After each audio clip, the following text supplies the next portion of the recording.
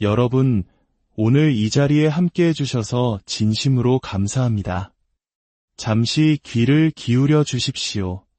오늘의 이야기가 여러분의 마음에 깊은 울림을 준다면 구독과 좋아요를 통해 이 귀한 메시지를 더 많은 분들과 나눠주시길 부탁드립니다. 여러분의 작은 실천이 혼란의 시대를 살아가는 누군가에게는 큰 위로와 빛이 될 수 있습니다. 이 채널을 통해 하나님의 은혜와 평강이 여러분과 항상 함께 하시기를 기도합니다. 오늘날 우리가 살아가는 이 시대는 어떻습니까? 수많은 가치들이 충돌하고 무엇이 옳은지 그른지에 대한 기준마저 흔들리는 것처럼 보입니다. 특히 사회정의, 인종정의, 결혼평등과 같은 단어들은 우리 귀에 매우 익숙하면서도 한편으로는 우리의 신앙을 교묘하게 시험에 들게 합니다. 물론 우리 그리스도인들은 정의를 사랑하고 불의를 미워합니다. 인종에 따른 차별에 반대하며 불평등한 결혼 제도를 원하지 않습니다. 그러나 세상이 사용하는 언어는 종종 그럴듯한 포장 뒤에 전혀 다른 의도를 숨기고 있습니다. 우리의 세계관이 약하고 성경적 기준이 분명하지 않을 때 이러한 유혹적인 언어에 쉽게 넘어가게 됩니다. 여기에 목회자들과 교회의 지도자들마저 분명한 목소리를 내지 못한다면 우리는 걷잡을 수 없는 혼란 속에 빠지게 됩니다. 오늘 우리는 이 혼란의 중심을 꿰뚫어보는 한 인물의 삶과 사상을 통해 우리가 붙들어야 할 진리가 무엇인지 함께 고민해보고자 합니다. 그의 이름은 보디 바우컴 박사입니다. 로스앤젤레스에서 불교 신자인 미혼모의 아들로 태어난 그는 흑인 민족주의 운동이 한창이던 시절 멜컴 X의 사상에 깊이 매료되었습니다. 세상의 부조리에 분노하며 세상의 방식으로 저항하려 했습니다. 하지만 대학 시절 그는 예수 그리스도를 인격적으로 만나게 되었고 그의 삶과 세계관은 완전히 뒤바뀌었습니다. 회의주의자였던 그는 그리스도께 돌아왔고 세상의 아웃사이더였던 그는 이제 진리의 편에 서서 세상의 언어를 꿰뚫어보는 통찰력 있는 목소리가 되었습니다. 현재 아프리카 잠비아에 있는 기독교 대학의 학장으로 섬기며 성경에 기반한 교육을 통해 아프리카 대륙을 변화시키는 일에 헌신하고 있습니다. 그는 성경의 역사부터 결혼과 가정의 문제에 이르기까지 모든 평범한 사람들이 성경적 관점으로 세상을 바라보는 것이 얼마나 중요한지를 가르칩니다. 그의 메시지는 타협이 없습니다. 그는 현재 유행처럼 번지는 사회정의 운동의 본질에 담대하게 도전하며 인간의 생각으로 하나님을 재단하려는 시도에 맞서 성경의 영원한 진리를 선포합니다. 오늘 우리는 보디 바우컴 박사의 이야기를 통해 현대교회가 직면한 가장 큰 위기 중 하나인 사회정의라는 이름의 신기루에 대해 깊이 파고들어 보겠습니다. 세상에서 말하는 사회정의란 무엇일까요? 고전적인 의미에서 사회정의는 부와 특권, 기회의 재분배를 의미합니다. 이것은 우리가 흔히 생각해온 기회의 평등이 아닙니다. 바로 결과의 평등을 추구하는 것입니다. 특정 집단들이 동일한 결과를 얻도록 만드는 것, 그것이 바로 그들이 말하는 정의입니다. 하지만 성경이 말하는 정의는 이것과 근본적으로 다릅니다. 예수님께서 말씀하신 달란트 비유를 기억하십니까? 주인은 어떤 종에게는 5달란트, 어떤 종에게는 2달란트, 다른 종에게는 1달란트를 맡겼습니다. 주인은 종들의 능력에 따라 다르게 맡겼지 모두에게 똑같이 주지 않았습니다. 그리고 돌아와 셈을 할 때 더 많은 것을 남긴 종을 칭찬하며 그에게 더 많은 것을 주었습니다. 심지어 1달란트를 받고도 아무것도 하지 않은 종의 것을 빼앗아 가장 많이 남긴 종에게 주었습니다. 이 비유는 모든 사람이 같은 결과를 얻어야 한다는 세상의 주장이 얼마나 비성경적인지를 명확하게 보여줍니다. 하나님의 정의는 모든 사람에게 동일한 결과를 보장하는 것이 아닙니다. 하나님의 정의란 하나님의 거룩한 법이 모든 사람에게 공의롭고 동등하게 적용되는 것을 의미합니다. 오늘날 사회정의 운동은 개인을 넘어 집단에 초점을 맞춥니다. 어떤 집단은 역사적으로 억압받았고 다른 집단은 구조적인 힘을 더 많이 가졌다고 주장합니다. 그렇기에 과거의 잘못을 바로잡기 위해 지금의 자원을 재분배해야 한다고 말합니다. 예를 들어 흑인 노예제도의 과오를 지금 세대가 보상해야 한다는 노예 배상금 논의 같은 것들이 그렇습니다. 만약 어떤 개인이 명백한 불의를 당했다면 법적인 구제를 받는 것이 마땅합니다. 노예제도가 끝났을 때 그 시대를 직접 겪었던 저의 조상들이 보상을 받았다면 그것은 정당했을 것입니다. 하지만 수세대가 지난 지금 누가 누구에게 보상해야 하는지를 어떻게 결정할 수 있겠습니까? 더 중요한 문제가 있습니다. 이 모든 사회 문제의 원인을 외부의 구조적 불의나 역사적 차별로만 돌리게 되면 정작 우리가 들여다봐야 할 내부의 진짜 문제를 보지 못하게 됩니다. 예를 들어 오늘날 흑인 공동체에서 태어나는 아이들의 75%가 결혼하지 않은 부모에게서 태어납니다. 이는 인종을 떠나서 아이들의 학업 중단율, 범죄율, 약물 중독 문제에 지대한 영향을 미칩니다. 이것은 누구도 부인할 수 없는 통계적 사실입니다. 하지만 사회정의 운동가들은 이러한 내부의 문제를 지적하면 피해자를 비난한다고 말합니다. 문제의 원인을 외부에서 찾고 모든 것을 사회 탓, 시스템 탓으로 돌립니다. 그러나 이것은 결코 흑인들을 위한 길이 아닙니다. 오히려 흑인들이 스스로의 삶을 책임지고 일어설 수 있는 잠재력과 능력을 무시하는 처사입니다. 저는 흑인들이 무능력하다고 믿지 않습니다. 정부나 다른 사람들의 선의에 전적으로 의존해야 하는 존재라고 생각하지 않습니다. 저는 흑인들이 절대적으로 유능하다고 믿습니다.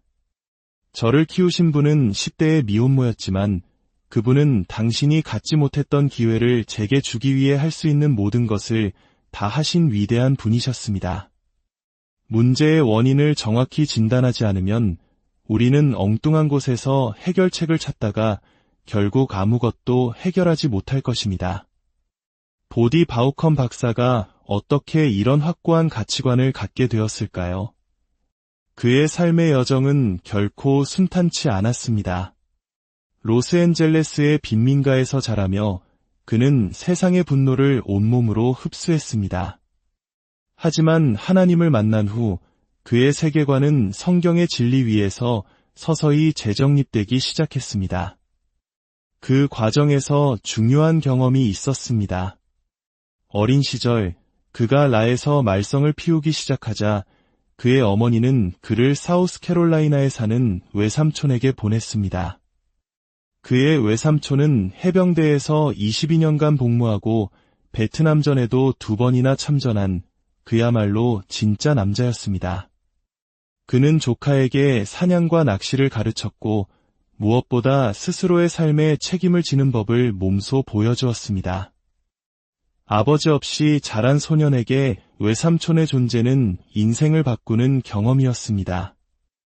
이는 오늘날 우리 사회가 직면한 또 다른 중요한 문제를 시사합니다. 바로 남성성의 위기와 아버지의 부재입니다. 현대 사회는 아버지의 가치를 평가절하합니다. 어떤 형태의 가족이든 동등하다고 말하며 아버지나 어머니의 역할이 굳이 필요하지 않다고 가르칩니다. 그러나 수많은 연구 결과는 아버지가 있는 가정에서 자란 아이들, 특히 아들들이 훨씬 더 안정적으로 성장한다는 사실을 명백히 보여줍니다. 그렇다면 왜 우리 사회는 이토록 명백한 진실을 외면하고 있는 것일까요? 그것은 우리가 진리보다 이데올로기와 서사에 더 마음을 빼앗겼기 때문입니다. 가부장제는 억압적이다. 남성은 위험하다는 강력한 서사가 모든 반대 증거들을 압도해버립니다. 이러한 사회 분위기 속에서 남성들은 길을 잃고 있습니다. 한편에서는 남성성을 거세하려 하고 다른 한편에서는 이에 대한 반작용으로 책임감은 결여된 채 폭력적이고 과장된 모습만을 추구하는 유해한 남성성이 나타나고 있습니다. 남성들의 학업 성취도는 여성보다 뒤처지고 노동시장 참여율도 낮아지고 있으며 결혼을 기피하고 각종 중독에 빠지는 현상이 심각한 위기로 다가오고 있습니다. 이 문제의 해답은 무엇일까요? 남성성을 그 자체로만 따로 떼어놓고 봐서는 안 됩니다. 하나님께서는 우리를 남자와 여자로 창조하셨습니다. 남성성은 여성성과의 관계 속에서 그리고 우리를 창조하신 하나님의 형상 안에서 이해되어야 합니다. 하나님은 남자를 가정의 제사장이자 선지자, 공급자이자 보호자로 설계하셨습니다. 남자는 여자보다 신체적으로 힘이 세고 그 힘을 여자를 지배하고 착취하는 데 사용할 수도 있습니다. 그러나 하나님께서 주신 남성성의 본질은 그 힘으로 여성을 보호하고 가정을 지키며 책임을 지는 것입니다. 결혼이라는 제도, 가장의 역할, 이 모든 것은 남성에게 목적의식을 부여하고 동시에 그의 힘을 올바른 방향으로 이끌며 절제시키는 역할을 합니다. 아이러니컬하게도 가부장제와 전통적인 역할을 무너뜨리려는 시도들이 결국 여성을 보호받지 못하게 만들고 남성들을 아무런 제재 없이 방치하는 결과를 낳고 있습니다. 혹시 지금 이 방송을 듣는 젊은 남성 중에 아버지 없이 힘든 환경에서 자라며 왜 나에게 이렇게 무거운 짐을 지라고 하는가? 라고 묻는 분이 있을지 모릅니다. 그 질문에 이렇게 답하고 싶습니다. 첫째, 당신은 그 짐을 지도록 창조되었습니다. 남자는 본능적으로 어머니 집 지하실에 앉아 비디오 게임만 하기를 갈망하지 않습니다. 게임 속에서조차 우리는 남성적인 역할, 즉 싸우고, 보호하고, 성취하는 역할을 시뮬레이션합니다. 당신은 그보다 더 위대한 목적을 위해 지음받았습니다. 둘째, 모든 것을 다 알고 시작할 필요는 없습니다. 완벽하게 준비될 때까지 기다릴 필요가 없습니다. 남자로 성장해가는 그 과정 자체가 하나님께서 우리에게 허락하신 계획의 일부입니다. 셋째, 당신은 혼자가 아닙니다.